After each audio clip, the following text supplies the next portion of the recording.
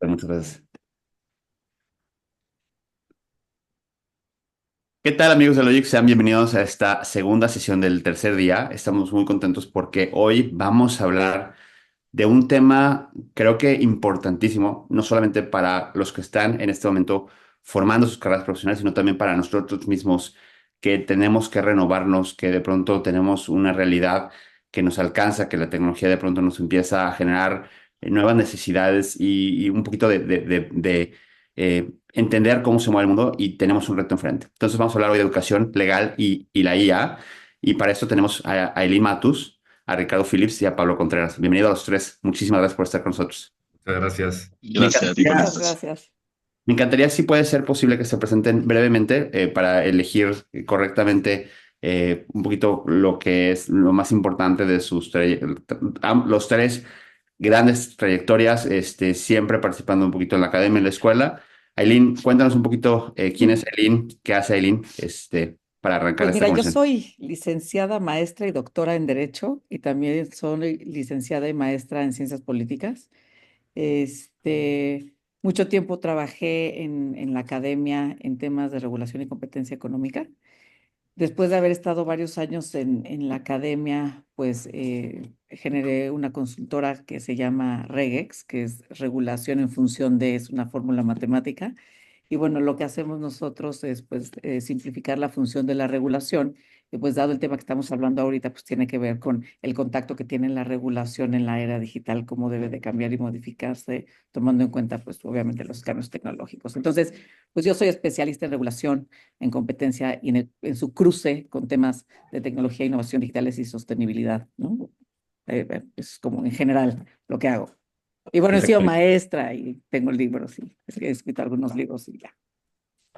Bienvenida, Aileen. Gracias. Pablo, bienvenido. Cuéntanos quién es Pablo Contreras. Mm. Bueno, yo soy un abogado chileno, también licenciado en ciencias jurídicas, tengo una maestría en ciencia política, otra maestría en Derecho en Northwestern y también ahí saqué mi doctorado en Derecho, ¿ya? He trabajado mucho desde el punto de vista del derecho público, he trabajado en el sector público y en organismos internacionales. Desde hace un tiempo estoy anclado en la academia. Soy director de la cátedra Legal Tech de la Universidad Central de Chile y también tengo una consultora que aborda los problemas regulatorios de datos personales, ciberseguridad e inteligencia artificial. En Chile ha cambiado muchísimo en muy poco tiempo y que hay un hub de inversiones para desarrollos de startups, legal techs, etcétera, pero que tenemos un marco regulatorio denso, complejo y que quiere dialogar con el mundo. Perfecto. Muchísimas gracias, Pablo. Y por último tenemos a Ricardo Phillips. Ricardo, tocayo, bienvenido. Gracias por estar con nosotros hoy. Pues mucho gusto. Yo soy egresado de Economía del ITAM y como Pablo coincidimos en Northwestern, nada más que yo estuve en la maestría de Administración, una muy buena escuela y mucho frío, pero muy divertido. Y tengo una carrera, la verdad, un poco diversa, de consultor mis primeros años a banquero, donde hacíamos distressed assets con G Capital, a retail y finalmente los últimos, híjole, ya muchos años, desde el 2008, educación, que me fascina y yo creo que aquí ya me voy a quedar, no voy a cambiar de industria. Actual director de Universidad Insurgentes y también soy consejero en algunas empresas, sector financiero, o sea, me quedé con un pedacito ahí todavía, círculo de crédito, un Afore, ahí todavía para quedarme con mis años mozos, ¿no? Perfecto. Pues muchas gracias a los tres. La verdad es que tratamos de tener tres perfiles diversos en el sentido de diferentes ópticas. Los tres involucradísimos con la academia. Que tenemos un problema enfrente que es qué están haciendo las universidades, qué están haciendo los maestros, qué están haciendo los alumnos y qué están haciendo los profesionales en el derecho para estar current, para estar actualizados en esto que es un reto. Y la verdad es que creo que más que sacar conclusiones de esta conversación, creo que es tocar temas sensibles y evidentemente platicar acerca de esto. Entonces, voy a empezar contigo, Aileen, con el sentido de buscar que nos brindes un poquito de óptica vamos a votar tantas preguntas como sean posibles. Tampoco quiero que seamos, tengamos que cumplir el reloj, de forma exacta. Entonces, bueno, arrancamos con esta primera pregunta y es que ¿ustedes consideran que la IA está transformando el ámbito educativo de manera positiva? Elina, adelante. Gracias por la pregunta. Mira, sobre este punto, a mí me gustaría hacer, me sale ahí la parte medio académica, una distinción que es relevante, pero que de pronto se nos olvida, y esto es, una cosa es hablar de la educación online, ¿no? Que se refiere al proceso de enseñanza y aprendizaje que se lleva a cabo a través de plataformas digitales, generalmente el Internet. Y otra es hablar de la inteligencia artificial en la educación, ¿no? Lo cual implica, pues, la incorporación de tecnologías de inteligencia artificial, como pueden ser los algoritmos de aprendizaje automático, sistemas de tutoría inteligente, chatbots, análisis de datos, etcétera, para mejorar y personalizar y también automatizar el proceso de enseñanza-aprendizaje. A mí me parece que la inteligencia artificial puede ser utilizada en diferentes áreas, ¿no? Desde la personalización de los contenidos educativos hasta la evaluación del rendimiento, por ejemplo, de los estudiantes o también como apoyo para los docentes en temas administrativos. La inteligencia artificial creo que tiene el potencial de transformar. A mí no me gusta tanto poner sustantivos y positivo o negativo. O sea, yo creo que tiene el potencial de transformar la educación, por esto mismo que comenté, porque puede personalizar el aprendizaje, hacer accesible el contenido y facilitar la enseñanza a través de herramientas como dijimos, chatbots, tutores virtuales, ¿no? Ahora, desde mi perspectiva, el impacto que puede o no tener una herramienta, no solamente en la educación, en cualquier cosa, ¿no? Depende de cómo se implemente. Si bien la inteligencia artificial puede hacer que la educación sea más accesible y eficiente, ¿no? También existen otros riesgos, ¿no? La posibilidad de que deshumanice el proceso de enseñanza-aprendizaje, por ejemplo, o que se exacerben desigualdades tecnológicas, o vamos, ¿no? Seguramente vamos a hablar de algunos de estos desafíos más adelante. Yo creo que el positivo o negativo, ¿no? La clave está en cómo se va a integrar de manera ética y equitativa la inteligencia artificial en la educación, sin reemplazar, yo creo que esto sí es fundamental, sin reemplazar la interacción humana fundamental para el aprendizaje. Eso es lo que yo tendría que compartir. Correcto. Ricardo, ¿alguna cuestión que te gustaría complementar en ese sentido? Mira, yo tengo una postura muy parecida y una complementaria. Yo creo que sí está transformando la educación, no necesariamente todavía en la parte más relevante, que es la interacción directa alumno-aprendizaje, porque todavía no hay modelos muy desarrollados. Sí hay modelos ya en procesos administrativos que están ayudando a algunas universidades a tener mejor referencia de cómo es el alumno, qué necesita, qué quiere y anticiparte, ¿no? Lo que llamamos motores de riesgo para que el alumno no deserte, ¿no? Entonces ahí entra una gran base de datos que tienen las escuelas, lo filtran, hacen un data lake que se llama una gran base de datos y ya lo pueden conectar a algoritmos que te van diciendo, oye, este alumno por su comportamiento va a tener problemas, búscalo. A los alumnos no les encanta mucho reflejar sus problemas. Donde creo que falta mucho, no lo he visto en el mundo de tech, es y cómo va a apoyar al alumno ese gran beneficio de tener una educación más personalizada, sin perder, como bien lo puso Aileen, el tema del docente, ¿no? Yo creo que en temas de aprendizaje es bien importante siempre decir, es una herramienta, pero en el fondo siempre hay una persona que está vigilando, guiando y ayudando a esa persona en lo que la inteligencia está generando, ¿no? Entonces, por un lado, sí, en la parte más operativa de back office de muchas universidades. Por otro lado, creo que está todavía muy incierto y me imagino que también hablaremos del tema ético hacia adelante, que es pues, muy relevante, ¿no? Para que las universidades pues generemos estudiantes con reales capacidades y no pues alguien que use el IA para sacar un examen y se acabó, ¿no? Ya tengo mi título, aunque no aprendí. Claro. Pablo, ¿alguna visión complementaria, alguna cuestión que te gustaría añadir o incluso ir en contra? Mira, obviamente estoy muy de acuerdo con varios de los puntos que se han mencionado acá.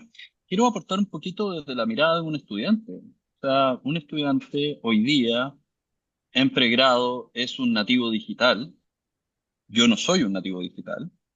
Eh, es un sujeto que ya ha utilizado dispositivos, ya ha interactuado, ya ha aprendido viendo un video en YouTube. eh, y es bastante más inquieto desde el punto de vista y es multimodal, en fin. ¿Ah? Entonces, ese sujeto hoy día, por ejemplo, graba una clase, la pasa con un sistema de reconocimiento de voz a texto, y luego lo pasa por un modelo enorme de lenguaje y resume la clase a los puntos principales. ¿Ah? Ese sujeto ya está utilizando dos sistemas de inteligencia artificial en su proceso de aprendizaje.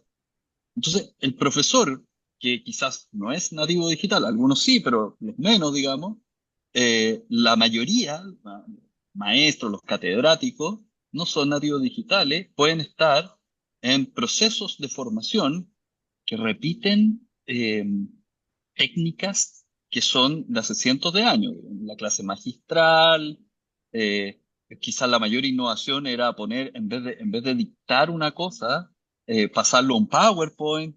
Fíjate, ese sujeto ya está en una brecha significativa respecto de cómo está aprendiendo la otra persona. Entonces, ahí hay un impacto.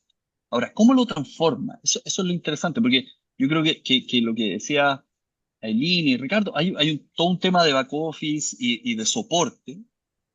Eh, bueno, el día de mañana, ese estudiante va a utilizar un chatbot y las respuestas del chatbot van a ser sus insumos de aprendizaje. Y bueno, ese chatbot, ese modelo enorme de lenguaje, lo que está haciendo es correlaciones probabilísticas que les da un resultado más o menos estandarizado, que en muchos casos es muy útil, pero en muchos casos mata la creatividad y la innovación que queremos en estudiantes. ¿Me fijas? Entonces, eso va a aplanar un conocimiento, ¿ya? Y dificulta enseñar el pensamiento crítico. Entonces, nosotros lo que tenemos que hacer es entender que estas personas hoy día están interactuando con esas tecnologías, tenemos que mostrarles cómo funcionan esas tecnologías y cuáles son las limitaciones que presentan para efectos de que tengan esa aproximación crítica y no queden aplastados por un cliché de correlaciones probables, que en muchas cosas va a funcionar súper bien y en eso hay que valorarlo, digamos, porque nuestra profesión tiene mucho de formulario y de cortar-pegar, pero lo que queremos son los abogados que son capaces de ir más allá del cortar-pegar y de rellenar formularios, que van a resolver un problema difícil de un cliente o que van a encontrar la interpretación alternativa para un caso complejo. Eso es lo que necesitamos. Y eso es lo que nos está empujando tanto a los profesores que nunca habían ocupado estas cosas, como a los estudiantes que sí las están ocupando. Muchas gracias, Pablo. Vamos a la segunda pregunta, y es que el sistema educativo actual sigue proponiendo temas y programas que ya son obsoletos, y en esta oportunidad me gustaría preguntarte a ti, Ricardo, que tomes un poquito la apertura de este tema. Yo creo que también tú y yo lo hemos platicado en el pasado, la propia Secretaría de Educación Pública no es flexible respecto de poder actualizar los programas, es decir, parecería que el propio sistema es bastante inflexible, pero aún así también tenemos la posibilidad de tener cierta flexibilidad. Las universidades están haciendo lo propio. Cuéntanos tú cómo lo ves como director de universidad, cómo afrontas este problema. Yo te lo voy a poner en dos partes también, Ricardo. La primera es, ¿tenemos demasiados estudiantes en Derecho en México? ¿No? Es una pregunta real, ¿eh? Y yo te diría, no lo sé, porque tenemos dos perfiles de estudiantes, ¿no? Y es muy difícil de contestar. Un perfil que va a ir a estas escuelas un poquito más premium, de mayor ingreso o mejor calificadas, digamos, por su capacidad de investigación, y las conocemos, el TEC, la UP, y son muy buenas. Y la otra es estas otras escuelas donde papá y mamá no estudiaron. Entonces, cuando tú ves la clasificación de carreras en los países, sobre todo en México, por más que promovamos, oye, métete a carreras más STEM, los jóvenes siguen prefiriendo áreas sociales o áreas como derecho. Y cuando preguntas por qué, la segunda derivada, en las escuelas, digamos, como las que yo administro, la razón es porque mi mamá y mi papá, que no estudiaron, ven en tener un licenciado en la familia como un gran salto social. Y porque muchas veces, porque son empresas pequeñas, familiares, los hijos dicen, al aprender derecho, voy a apoyar a mi familia a navegar este camino de contratos que cada vez es más complejo.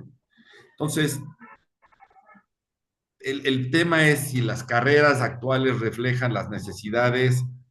Hay muchas variantes que cuestionan, oye, ¿por qué la carrera de medio ambiente en una ciudad buena tiene 5 alumnos?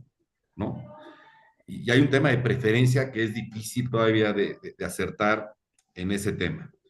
El segundo, que tiene que ver con si estamos, más allá de si es derecho o es ingeniería, si estamos enseñando correctamente. Y ahí te diría que todavía no.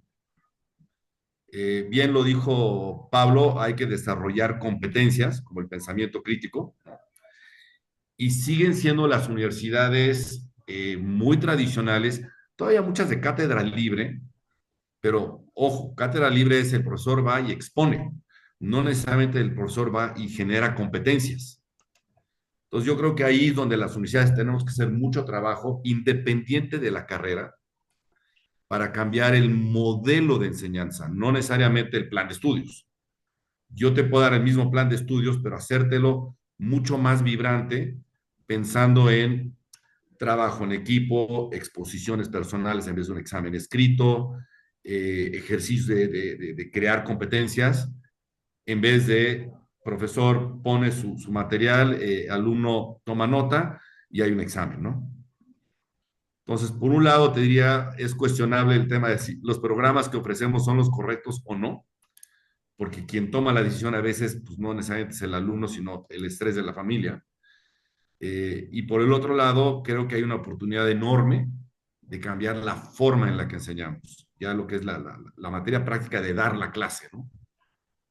Correcto. Sí, Gracias, Ricardo. hay espacio enorme, enorme. Aileen, yo sé que tú fundaste este proyecto de Derecho y Nuevas Tecnologías. Me resuena mucho a lo mejor lo que vemos en Stanford y en otras universidades. Tú te dan esa posibilidad de alguna forma diseñarlo, ¿no? ¿Con qué tanta libertad lo pudiste hacer? ¿Crees que el entorno, el ambiente, hubo suficientes personas interesadas en este programa? Cuéntanos un poco cómo fue tu experiencia en ese sentido respecto a esta pregunta. Pues mira, antes de llegar a la experiencia personal, yo coincido un poco con lo que dijo Ricardo. Es cierto que en muchos sistemas educativos siguen centrados en contenidos tradicionales, ¿no? Que no siempre se alinean con las demandas del mundo actual, especialmente en áreas que son menos dinámicas, ¿no? Como lo es el derecho, ¿no? Em,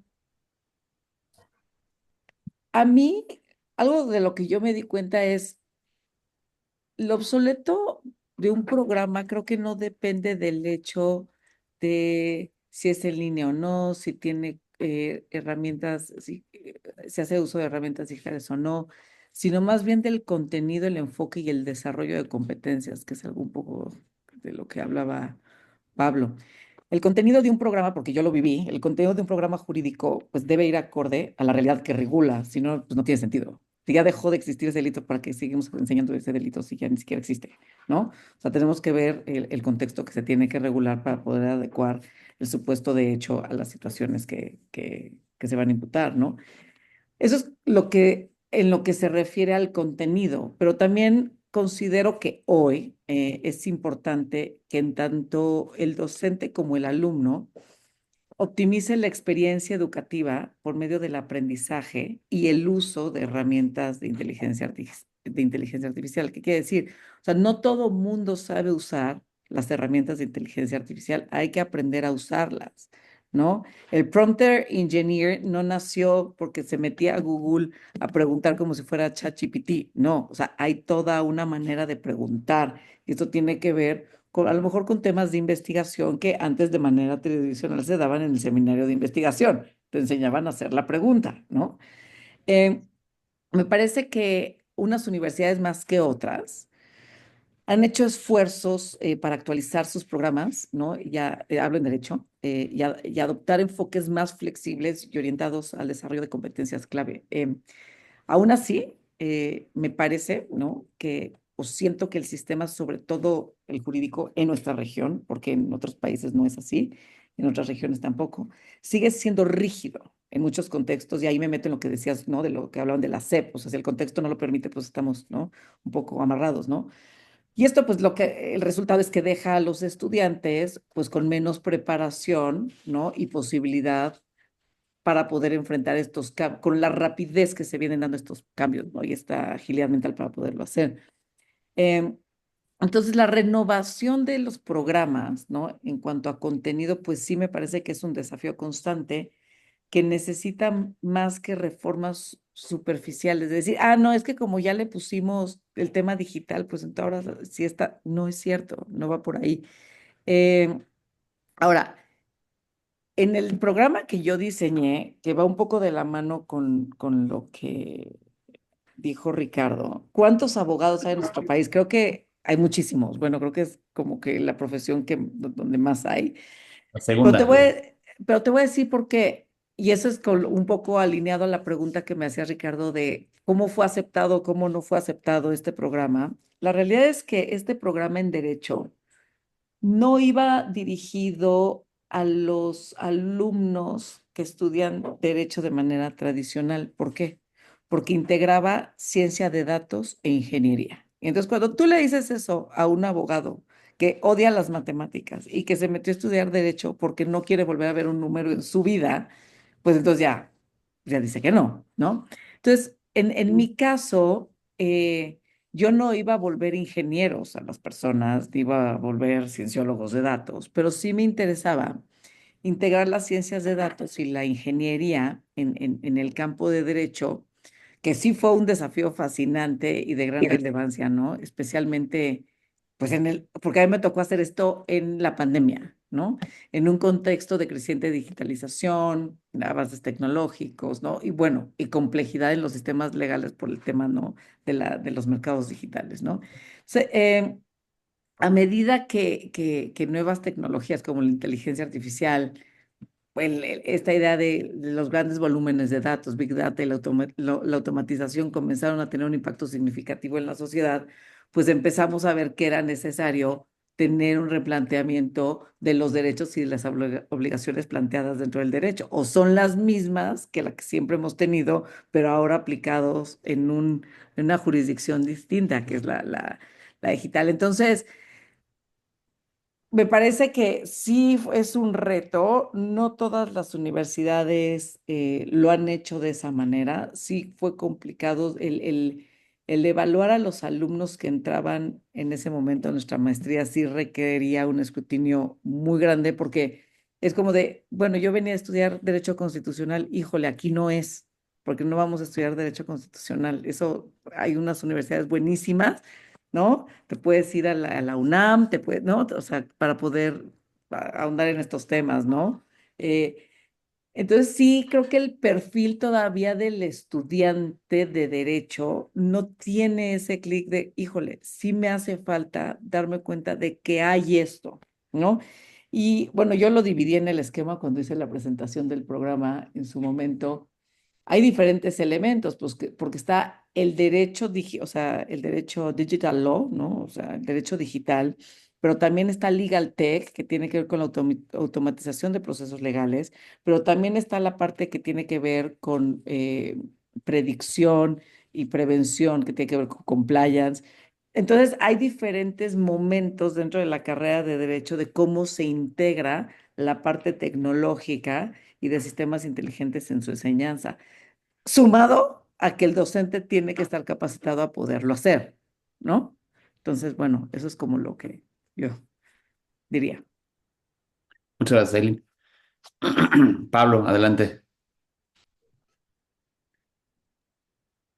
Mira, hay cosas que, claro, uno puede mirar como obsoletas, eh, y pierde perspectiva de cómo contribuyen en la formación general de un profesional, ¿ya? Yo siempre pongo el ejemplo del derecho romano, ¿no? Entonces, muchos sostienen hay que eliminar derecho romano, y puede ser, pero hay un libro fantástico sobre Gods and Robots, y es como la lectura actual de la inteligencia artificial a partir de las mitologías antiguas nos interpela con el conocimiento del fenómeno. Sí, hay cosas que son obsoletas en el sentido de que no permiten eh, llevarnos a donde queremos ir. Y con esto yo creo que concordamos. Una clase, una lecture, en donde solo se dicta ciertos contenidos que hay que memorizar y reproducir. Bueno, eso es precisamente una de las cosas que son obsoletas. Pero no porque el contenido de esa lecture no podría ser em, sumamente funcional a las competencias que hoy día requiere un abogado, ¿ya? Entonces, hay prácticas pedagógicas, hay métodos de enseñanza, bueno, todo esto de aprendizaje por competencias. Entonces, y quiero poner el punto de que para la universidad suele ser sencillo a escudarse en, pero es que las autoridades estatales no nos dejan innovar, nos cierran las puertas. Y yo ahí lo que siempre he dicho, yo digo, ok, ya, ese es un dato. Entonces, ahora, ¿cómo innovamos dentro de nuestros estrechos márgenes? Y ahí presiono a nuestros colegas académicos a que nosotros seamos los innovadores. Entonces, bueno, veamos alternativas que vayan fuera del currículum, veamos alternativas que puedan ser dentro del currículum y que no son disruptivas, dentro del sistema de credenciales o acreditación. Y cuando uno empieza a pensar eso, empiezan a surgir las iniciativas y uno se sorprende la curiosidad que tienen los estudiantes por entrar a esa iniciativa. Entonces, la cátedra Legal Tech, por ejemplo, lo que hace es aglutinar eh, investigación, docencia y vinculación con el medio, con estudiantes que no reciben créditos, y que sin embargo están ahí aprendiendo, están publicando columnas de opinión en medios de comunicación especializada en el ámbito legal en Chile, que están desarrollando chatbots con la API a partir de ChatGPT. Entonces, eh, creo que tenemos espacios nosotros para innovar, incluso con las rigidez en los sistemas. Y ese es un salto que no hemos dado. Es fácil acomodarse en esa respuesta. Y entonces uno con las mismas cuestiones puede desarrollar una serie de técnicas, de competencias, de ofertas que perfectamente pueden suplir estas obsolescencias en algunos puntos y sobre todo desarrollar espacios para que estudiantes y profesores se encuentren en la innovación. Pero eso supone también que los profesores innovemos y eso no es tan fácil. Piensa que un profesor que tiene desarrollado un curso, que ha invertido tantas horas, que tiene su manual o su tratado, el costo de innovar es altísimo, ¿ya? Porque el costo marginal de reproducir lo que viene reproduciendo es nada y la ganancia es neta, digamos, ¿te fijas? Pero claro, pero quedarnos pegados ahí, eso insulta, digamos, el propósito de la universidad, de desarrollar conocimiento, de tener potencial crítico frente a los hechos que nos pasan, digamos, y sobre lo que reproducimos. Entonces, hay un problema y entonces hay que alinear incentivos para la innovación, incluso en márgenes estrechos de las certificaciones oficiales. Y ahí no es solo la buena voluntad, digamos, sino también esquemas que permitan premiar la innovación. Muchísimas gracias, Pablo. Aileen, esta pregunta, bueno, me encantaría escucharos a los tres, pero esta pregunta creo que va a tener, creo que diferentes ópticas a cada uno. Criticamos muchísimo a los estudiantes, se critica muchísimo al profesional que usa IA para hacer tareas, trabajos escolares. Hay universidades, he visto políticas de universidades que prohíben completamente el uso de la IA, incluso universidades donde han bloqueado los accesos a la misma. Entonces de pronto tenemos por un lado restricciones que me parecen absurdas de parte de universidades o profesores respecto del uso de IA en trabajos escolares, pero sales al mundo real y el mundo real sí tiene IA, ¿no? Entonces, eh, mucha gente, o he escuchado algunas posiciones respecto de que es que si no el alumno no va a aprender, ¿no? O el alumno no va a generar un proceso, un criterio propio acerca de su percepción respecto del mundo o lo que está aprendiendo, porque pues todo lo está haciendo la IA, ¿no? ¿Qué hacemos con esto? Es un dilema fuerte. Em, Ahí tengo como, es como muy contradictorio. No, a mí me parece que el uso de la inteligencia artificial pues en las universidades es un tema que genera mucho entusiasmo por un lado, pero también mucha preocupación, ¿no? Y su implementación pues presenta una serie de oportunidades y desafíos que pues deben ser cuidadosamente analizados, es como lo pondría, ¿no? El uso de la IA, pues la verdad es que la IA puede ser una herramienta muy poderosa para el aprendizaje, siempre y cuando se utilice de manera, me parece, ética y se enfoque en el proceso, y creo que eso es lo fundamental, cuando se enfoque en el proceso de aprendizaje, no solo en el resultado, porque es parte del proceso de aprendizaje hoy y no solamente nos enfocamos en el resultado. Entonces, más que restringir su uso, yo considero que las instituciones educativas deberían centrarse en enseñar a los estudiantes a usarla de manera crítica, responsable y ética, ¿no? Promoviendo un poco la comprensión, pues, profunda y sí al mismo tiempo el pensamiento independiente. Si solamente utilizas inteligencia artificial y no haces otra cosa y nunca lees, pues sí estamos en un serio problema, ¿no? Entonces, también hay un tema de pensamiento independiente y de comprensión profunda. Entonces, ahora, una de las pues, principales ventajas de utilizar la inteligencia artificial, pues es la posibilidad de poder crear estas experiencias de aprendizaje más personalizadas, ¿no? Que esto a un docente lo podría, o sea, podría ayudar a que su asignatura se eleve a un nivel superior, porque podrías llegar a personalizar el mismo contenido que estás dando según las necesidades del alumno. Entonces, o sea, creo que puede ser muy poderoso. Ahora, también porque pues, pueden adaptarse a las necesidades y estilos de aprendizaje de diversos estudiantes, ¿no? Proporcionando pues también recursos educativos específicos o recomendaciones para su desempeño, ¿no? Igual como docente pues te ayuda, ¿no? A la automatización de tareas administrativas, ¿no? Cuando tienes que revisar y mandar y, ¿no? Pues eso ayuda, ¿no? Y también pues al final algo que es importante es que da acceso a recursos educativos globales, ¿no?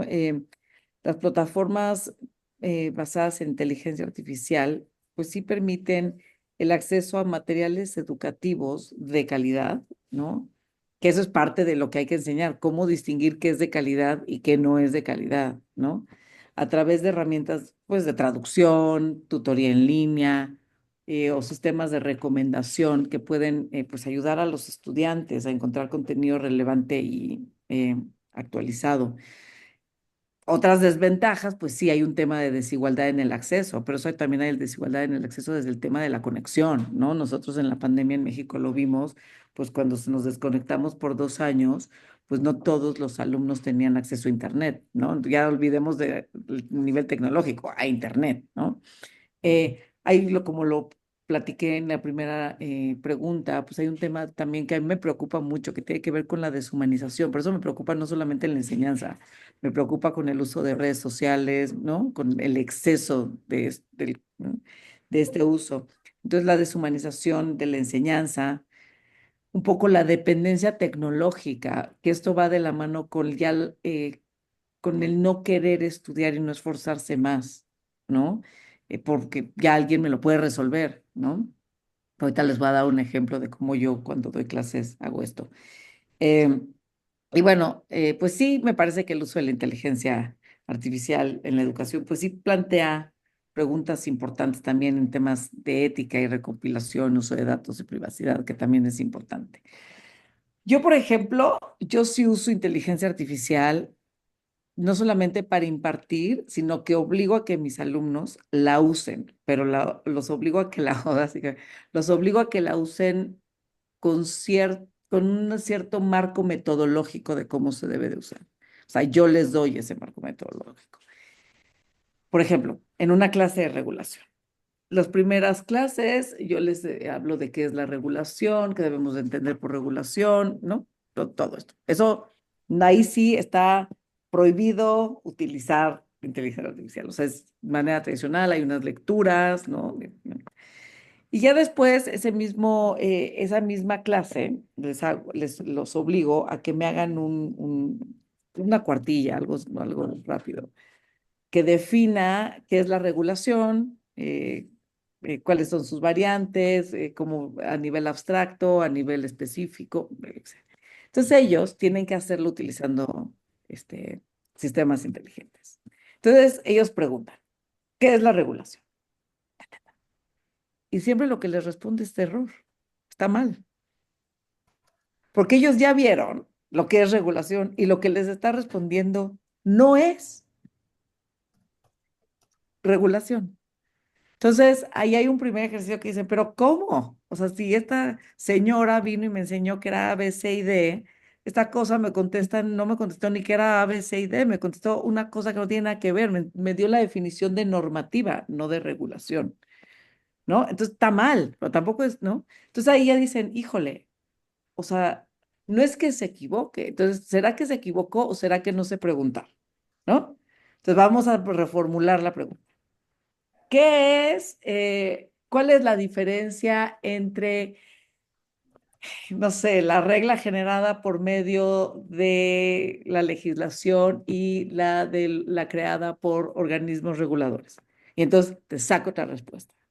Pero ya para poder hacer esa pregunta, tienes que saber que hay una distinción entre la legislación y la regulación. O sea, ya tuviste que haber leído eso antes. O sea, tienes un conocimiento previo para esa pregunta, ¿no? Entonces, bueno, no me quiero tardar 1000 horas en este ejemplo.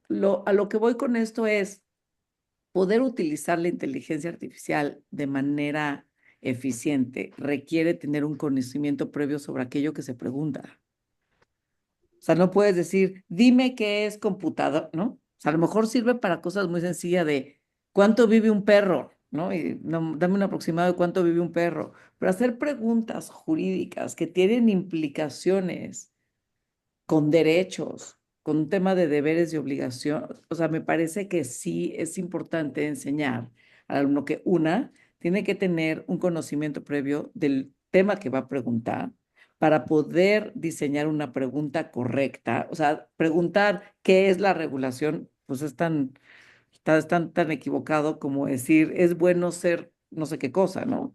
Y después, una vez que se pregunta, pues entender que al final esa información que se está generando con este sistema, pues viene dada de algunas páginas tal vez, no sé, de internet. Yo siempre pido, ¿no? Les digo, pregúntale, ¿no? Dame las referencias de dónde, las fuentes de dónde sacaste esta información.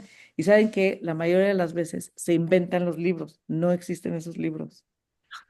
Es horrible, o sea, es horrible porque quién sabe de dónde lo sacan. O sea, si tú googleas y le dices, dame una bibliografía y te da una bibliografía, esos libros no existen. Y te pone la editorial, el año, el autor, no existen.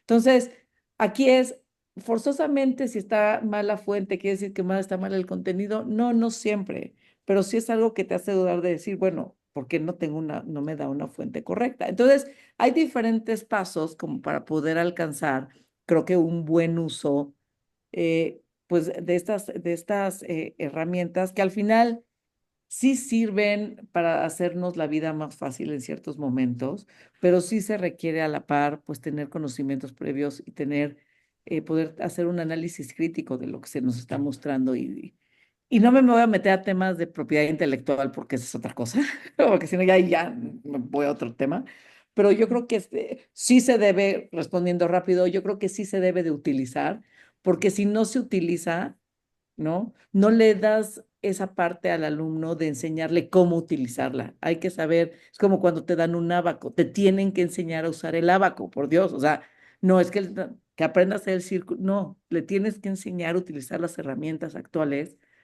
para que sea mejor y la sepa utilizar de manera adecuada, ¿no?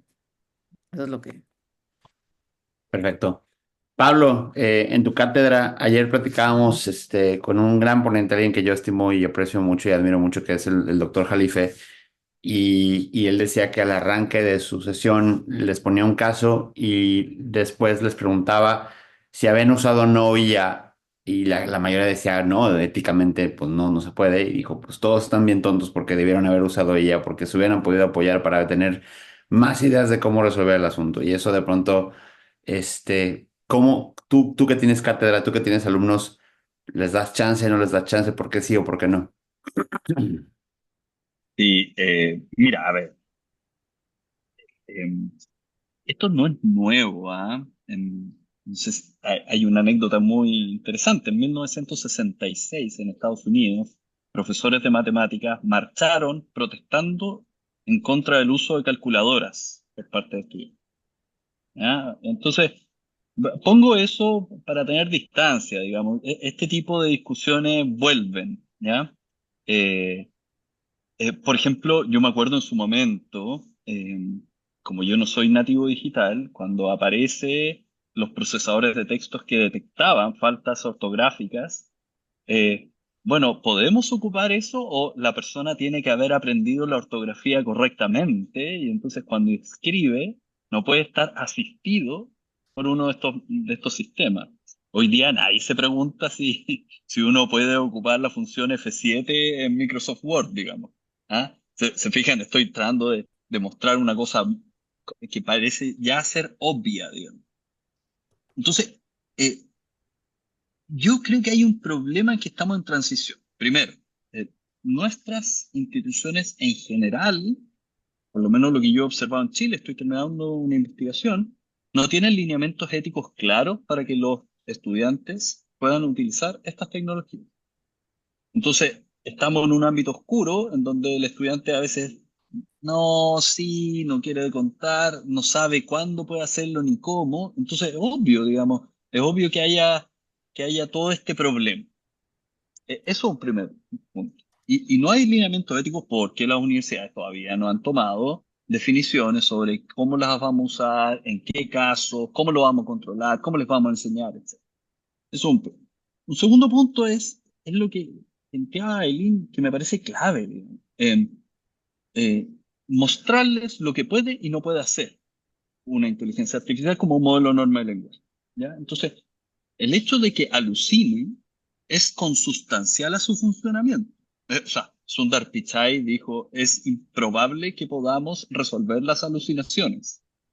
Y tiene toda la razón. Entonces, vamos a tener alucinaciones. ¿Cómo sabe alguien que está alucinando?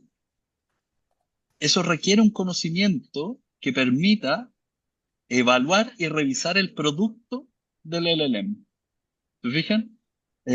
Yo siempre pongo este ejemplo. Sirven mucho estos modelos para generar, por ejemplo, contratos de arriendo u otros tipos de contratos que hay millones. Claro, pero a veces, si no haces bien el prompt o incluso haciendo bien el prompt, te sale una cláusula, tú pides para Chile y te sale una cláusula colombiana o del Código Civil español. Porque lo que hace el modelo es correlaciones probabilísticas, es un predictor de texto con esteroides, digamos, y agarró texto de España, digamos, y metió una cláusula española. Uno tiene que saber derecho chileno para poder controlar que esa cláusula no es chilena y no tendría eficacia en Chile. En fin. Entonces, hay un tema. Y por último, yo sé que estamos hablando de tecnología, pero en competencias respecto a cómo ocupamos la tecnología, el factor humano y las habilidades denominadas blandas son críticas. Yo utilizo también estos sistemas en mi cátedra. De hecho, les digo, ustedes pueden traer todos sus materiales, pueden utilizar estos sistemas, pero vamos a conversar sobre lo que produzca el sistema, lo que ustedes revisen. ¿Y saben por qué? Porque el cliente o el juez, si eres clerk, o el ministro, si estás en una repartición pública, te va a decir, ya, bueno, pero ¿y qué pasa si en este caso? ¿Y qué pasa en este otro? ¿Y podemos hacer esto? Y empieza un diálogo. Como que la gente se olvida de esos diálogos. Ahí empieza una discusión sobre posibilidades, sobre alternativas, sobre creatividad, que supone que ese estudiante tiene las herramientas para seguir en ese diálogo. Eh, y eso no te lo resuelve la inteligencia artificial. No, no va a hablar por ti la inteligencia artificial. Tienes que seguir hablando con otro ser humano para encontrar un acuerdo. Con ese cliente, con ese asesor, etc. Entonces, pareciera que nos olvidamos que puede ser más o menos certero el producto de ese modelo enorme de lenguaje, pero después hay que defender ese producto. Después hay que modificar ese producto. Y eso supone un profesional competente que ya sabe utilizar la herramienta y que puede defenderla ante otra persona. Gracias, Pablo. Ricardo, tocayo, ¿qué opinión tienes al respecto? Mira, Los... perdón. Adelante, adelante. No, no, dime, perdón. No, no, no, adelante, por favor. Mira, el genio ya salió de la caja, o sea, de la botella, ¿no? Ya esto no se para. Entonces, criticar a los estudiantes porque ahora tienen la computadora, efecto de los 60, no hay nada que hacer más que, como bien dijeron Aileen y Pablo, guiarlos para que lucen mejor. Yo creo que el reto está en los docentes. El verdadero reto es cómo cambias que el docente sepa usar la herramienta y no sea como pasaba con las calculadoras, una persona que luche en contra de algo que no van a parar, ¿no? La segunda es algo que nosotros estamos haciendo, es, mira, una forma más práctica de limitar estas cosas de alucinaciones, crea una base de datos propia y ponle un motor. Punto. Es decir, oye, todos los contenidos que tienen los chains urgentes se están creando en una base de datos muy grande. Ponemos un tutor y si el alumno tiene que hacer una pregunta, que la haga. Pero por lo menos generar esa interactividad que le permita a él profundizar, ir entendiendo, digamos, las preguntas, como bien lo decía Aileen, y no ir en contra de algo que lo van a hacer, quieras o no quieras, lo van a poner en un examen, lo van a poner, porque ya lo hacen. Y los docentes, tristemente, no lo están haciendo, ¿no? Entonces, para mí el gran reto es cómo cerramos la brecha entre el usuario rápido y el docente para no perder el camino de por dónde deberían de ir estas competencias que los alumnos quieren que aprendan, ¿no? Eh, y es una forma, es creando estas bases nuevas, no son muy caras, donde tú puedas regular el contenido y por lo menos a través de esa base, pues obligas al alumno a solo usar esa, ¿no? Y a solo usar una serie de preguntas que lo van a llevar a la respuesta, ¿no? Voy a hacer una última pregunta, casi casi es de sí o no y un razonamiento corto, nos quedan prácticamente 5 minutos, pero creo que es importante.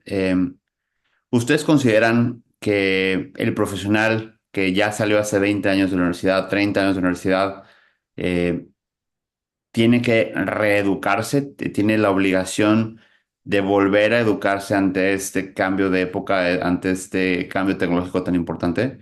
Aileen, haz tú primero. No diría reeducarse, pero sí tiene que actualizarse, ¿no? Creo que los que nacimos en la era analógica y empezamos como en esta transición digital, tenemos herramientas muy valiosas que la gente que ya nació en la era digital pues, no las tiene, que es la capacidad de crítica y análisis, que tanto nos interesa que vuelva a regresar para que se pueda, ¿no? confrontar estos, ¿no? estas alucinaciones, esta falta de fuentes, ¿no? La veracidad de la información y demás. Entonces, yo más que reeducarse, yo diría, sí tiene que actualizarse y el contenido que ya sabe, o sea, la información que ya tiene, tal vez aprender mediante metodologías flexibles, adecuarla a la realidad que vive en ese momento, ya sea profesional o la que, o personal, ¿no? Yo creo que sí.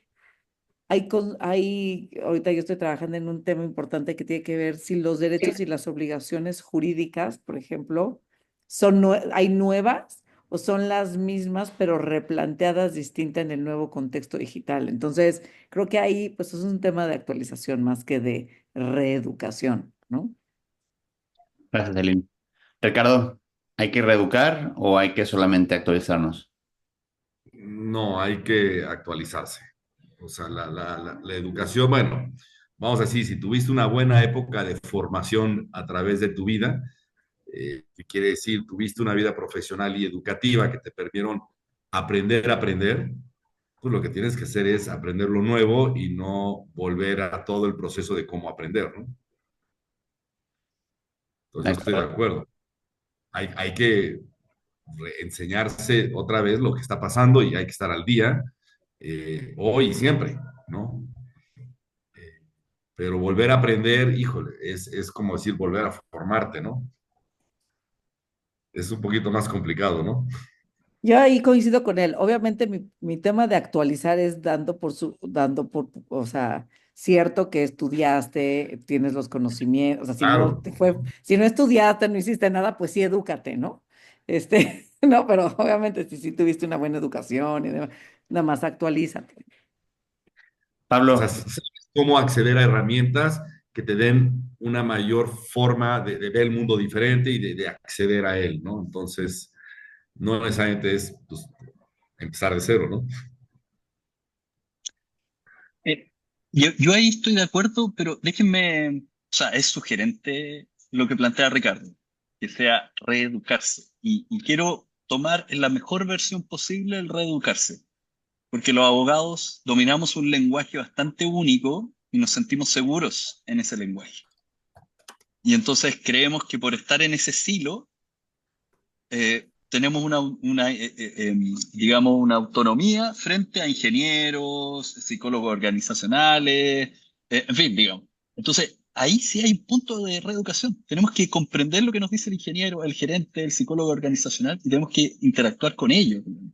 Entonces, abrirnos, abrirnos a las nuevas tecnologías supone un pequeño proceso de reeducación en donde hay otros lenguajes posibles que probablemente son muy relevantes, que van a eficientizar y mejorar nuestras soluciones jurídicas. Entonces, es salirse de algunos cánones tradicionales que hemos tenido y que nos dieron mucha confianza y mucha estabilidad por mucho tiempo. Y ahí sí funciona la palabra disrupción. Yo quiero decir algo. Es que a mí me sale Eileen, aquí lo contigo abogada. esperamos. Yo estoy de acuerdo con Pablo. Evidentemente, si tienes que aprender algo nuevo, pues te vas a educar. Pero creo que la pregunta de Ricardo iba en el sentido de volver a aprender lo que ya habías aprendido. O sea, reaprender lo aprendido. O sea, tengo que volver a estudiar derecho ahora porque hay derecho digital, pues creo que no, porque creo que la parte teórica del derecho, pues todos los que tuvimos una buena formación, pues la podemos tener. Ahora simplemente hay que aplicarla y actualizarla a la realidad actual. Evidentemente, si hay que educarse, ¿no? En aprender a utilizar herramientas nuevas. Y creo que esta es la parte que tú lo mencionas. El aprendizaje, bueno, yo también estudié la licenciatura en el ITAM y tuve la suerte de que pues el aprendizaje sí era interdisciplinario, sobre todo con economía. Entonces, y con contaduría. Entonces, yo sí tuve este acercamiento con economistas y con contadores y con los que estudiaban ciencia política, pero hay otras universidades en donde los abogados ven economía para abogados, o sea, es así como si fuéramos retrasados mentales, ¿no? Como disminuidos. Entonces ahí creo que es distinto, porque entonces la parte de interdisciplinariedad que hoy es necesaria pues se limita, ¿no? Que hoy sí no se puede hablar solamente de aprender una sola cosa, tienes que aprender a hablar diferentes lenguajes porque es necesaria la interdisciplinariedad, ¿no? Por la parte digital. Correcto. Sí, creo que tenemos, lo primero que tenemos que hacer es conciencia de que hay un reto enfrente, es un elefante blanco en el sentido de esto no es menor, ¿no? Y la verdad es que si no haces el esfuerzo por estar actualizado y no solamente en el último reglamento, porque aquí el tema ya es más interdisciplinario, esto exige más de ti y si no lo haces, pues sí creo que puede haber el riesgo de que te veas superado o que no aproveches las ventajas de la tecnología, ¿no?